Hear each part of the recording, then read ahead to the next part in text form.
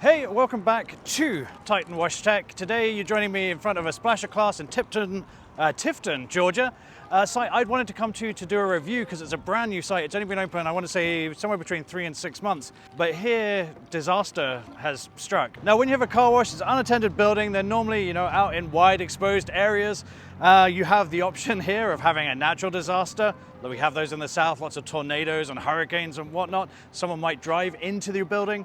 And here, well, there's been a fire. As you can see behind me, the whole roof was engulfed in fire. Somebody drove in here with the start of an engine fire and used the high pressure hose. We'll look at video. We're going to talk to owner here, Jeff Smith, friend of the channel, one of our suppliers. Drove in here, used high pressure water and what was probably either a fuel or an oil fire. If you've done any basic firefighting, you know that's a disaster just waiting to happen.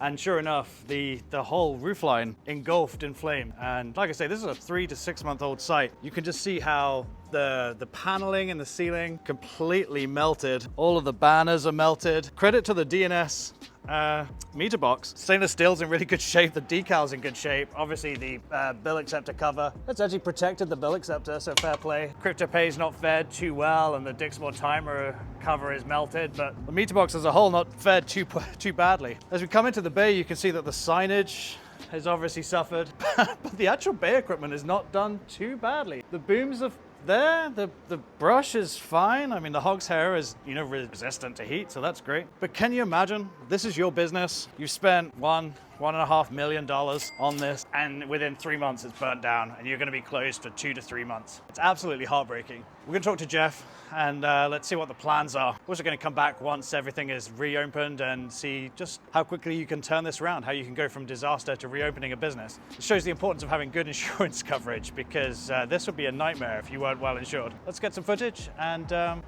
let's talk to Jeff.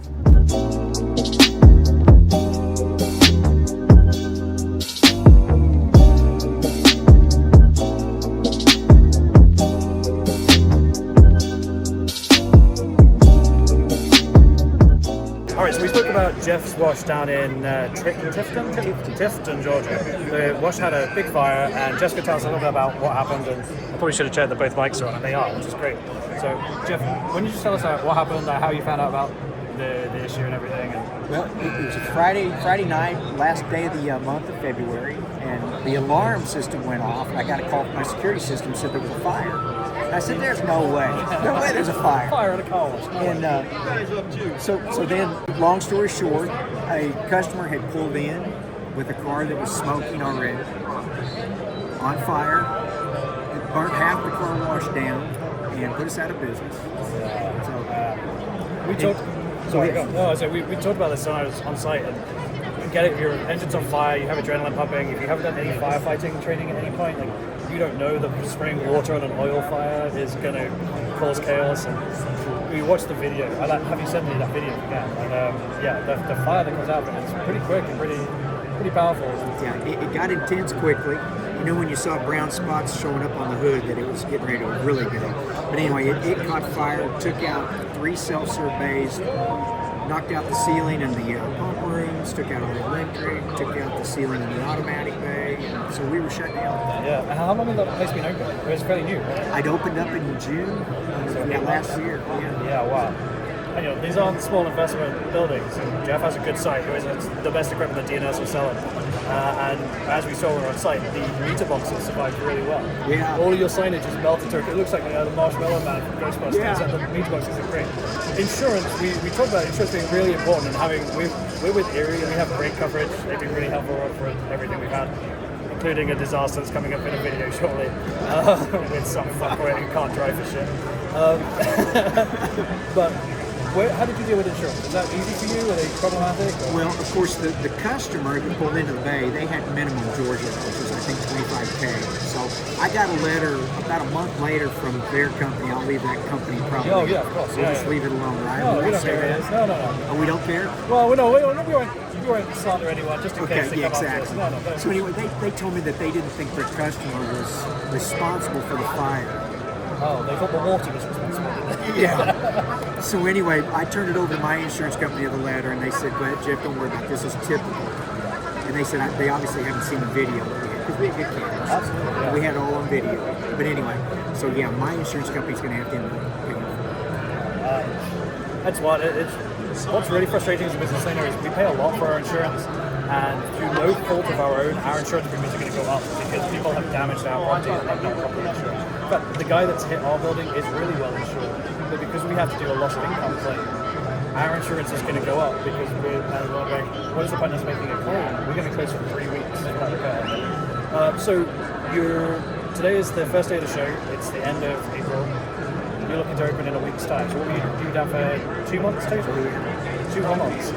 That's the thing that really is irritating is I've heard for over a month from my adjuster that they were getting ready to cut a check. They were going to give a preliminary check because they know it's been coming out of pocket right now. And I still I haven't seen a penny. That's what's frustrating. It's crazy. So even if you do have good insurance, you want to get back in business quickly, you may be out of pocket for it, which not everyone can do. Especially some of these. Yeah, because if I was waiting for the insurance company and after 3 weeks I got tired of it, so I just said, okay, we're going to start this and we'll fight this again.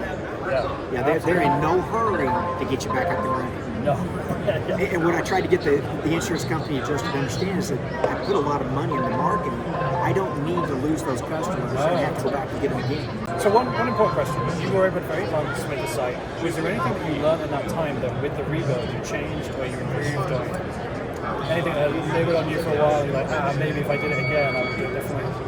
No, the only thing we did redid the pump room floor with a different epoxy because it wasn't holding up. Okay. So we redid it. It looks brand new again. And the building looks brand new. I had it basically repainted.